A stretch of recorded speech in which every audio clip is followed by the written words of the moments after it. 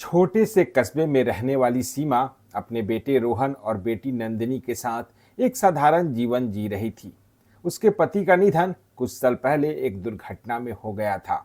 सीमा ने अपना जीवन पूरी तरह से अपने बच्चों के लिए समर्पित कर दिया था। वो सब्जियां बेचकर अपने परिवार का पालन पोषण करती थी। सीमा की सबसे बड़ी चिंता थी कि उसके बच्चे पढ़ लिख कर एक बेहतर जीवन जी सकें। नंदिनी पढ़ाई में बहुत होशियार थी और हमेशा कुछ नया करने के सपने देखती थी, लेकिन सीमित संसाधनों के कारण उसके सपने अधूरे लगते थे।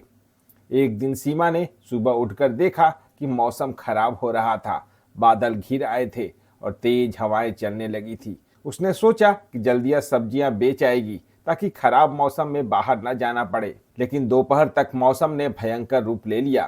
तेज बारिश, ओले और तूफान ने पूरे इलाके को अस्त व्यस्त कर दिया।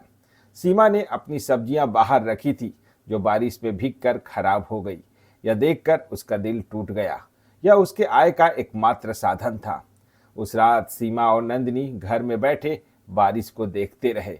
नंदिनी ने माँ से कहा, माँ, क्या हम अपनी जिंदगी में कभी कुछ बड़ा नहीं कर सकते? मैं सोचती हूँ कि अगर हमारे पास थोड़ा और पैसा होता तो हम कुछ और नया कर सकते। सीमा ने धीरे से कहा, बेटा, बड़ा करना मुश्किल जरूर है, लेकिन नामुमकिन नहीं। पर हमें अपनी परिस्थिति को देखकर काम करना होगा। अगले दिन बारिश थमने के बाद नंदिनी अपनी माँ के साथ बाजार गई। उसने देखा कि बाजार में नारियल बेचने वाली एक औरत सरला परेशान खड़ी थी।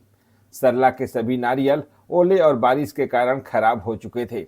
नंदिनी ने सरला से बात की, आंटी, आपके ये नारियल बिक नहीं रहे तो आप क्या करेंगी? सरला ने निराश होकर कहा, बेटा, इन्हें फेंकने के अलावा मेरे पास और कोई चारा नहीं है। नंदिनी ने एक पल सोचा और फिर बोली, आंटी, क्या आप मेरे साथ मिलकर काम करेंगी? हमारे पास एक विचार है। अगर हम इसे मिलकर करें तो ये नारियल भी बेकार नहीं जाएंगे और हमें कुछ कमाई भी हो जाएगी। सरला ने हैरानी से पूछा, कैसा विचार बेटी? नंदिनी ने बताया, हम नारियल के पानी से चाय बनाएंगे। इसे नारियल के खोल में सर्व करेंगे। इस चाय को नारियल चाय कहेंगे। हमारे इलाके में ऐसी चाय किसी ने नहीं देखी होगी। सीमा ने अपनी बेटी का समर्थन किया और सरला ने भी अपना हाथ बढ़ाया। ठीक है बेटी, यह नया आइडिया है, कोशिश करने में क्या जाता है। सीमा, नंदिनी और सरला ने मिलकर एक छोटा सा चाय का स्टॉल लगाया।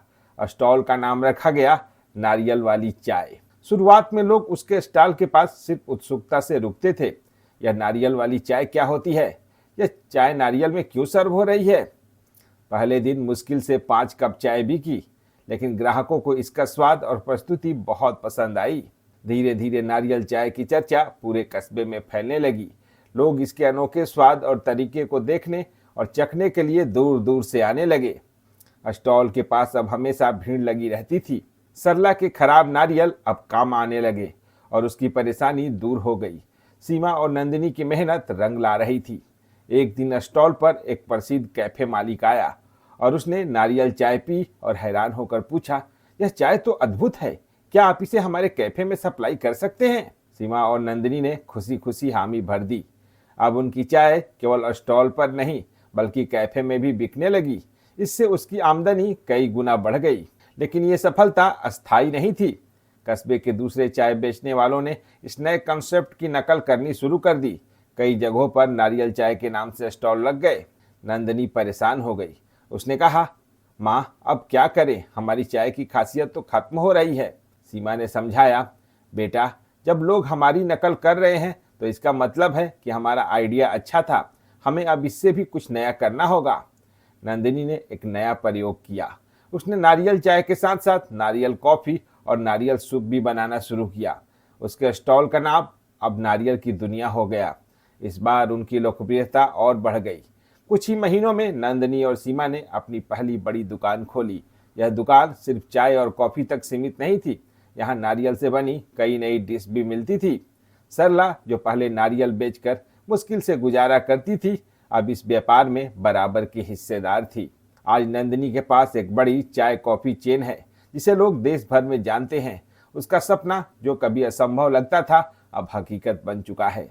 सीमा, जो कभी अपने परिवार की आर्थिक तंगी से परेशान रहती थी, अब अपने बच्चों को हर वो चीज़ दे सकती है जिसकी उन्होंने कभी कल्पना की थी।